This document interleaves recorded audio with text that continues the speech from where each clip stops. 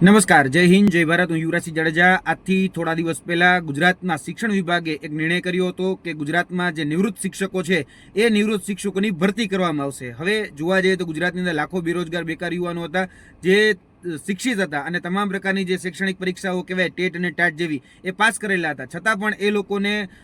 Side out કરી અને જે નિવૃત્ત શિક્ષકો તો એને મોકો આપવાનો ક્યાંક ને ક્યાંક રાજ્ય સરકારે વિચાર્યું હતું. આજે યુટર્ન સરકારે ફરીથી આ નિર્ણયમાં યુટર્ન લીધો છે અને જે આ રાજ્ય સરકારનો જે પરિપત્ર હતો એ ફરીથી રદ કરવામાં આવ્યો છે. ગુજરાતના શિક્ષણ વિભાગને અને તેની સાથે સાથે ગુજરાતના મુખ્યમંત્રી આદરણીય ભૂપેન્દ્રભાઈ પટેલને કહેવા માંગીએ છીએ કે જે અધિકારીઓ આવા નિર્ણયો લે છે એની ઉપર તાત્કાલિક કાર્યવાહી કરવામાં આવે, કારણ કે આના કારણે શિક્ષણ વ્યવસ્થા પણ ખોરંભે ચડે છે અને જે ગુજરાતની અંદર લાખો યુવાધન જે અત્યારે બેરોજગાર અને બેકાર છે એને પણ મોકો આપવામાં નથી આવતો. અને ખરેખર જો કહી શકાય કે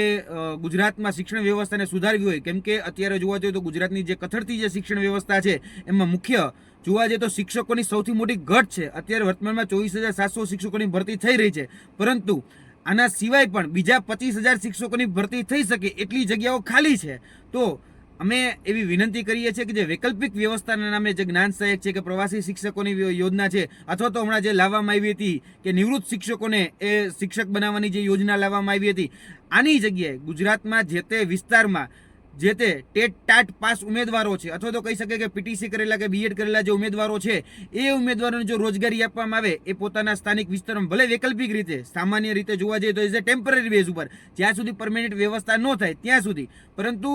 એ બેરોજગાર અને બેકાર જે યુવાનો છે એને આપવામાં આવે. શા માટે ભાઈ નિવૃત્ત શિક્ષકોને આ પ્રકારની રોજગારી આપવામાં આવે છે? અને આ જે નિર્ણય જે હતો એ નિર્ણય ખૂબ અનગઢ રીતે લેવાયેલો હતો. જે પણ કર્મચારી જે પણ અધિકારી આ નિર્ણય લીધો હોય એની ઉપર પણ કાર્યવાહી થવી જોઈએ, કેમ કે એને આ સમય બગાડવાનું જે કાર્ય છે એ કર્યું છે અને ગુજરાતની શિક્ષણ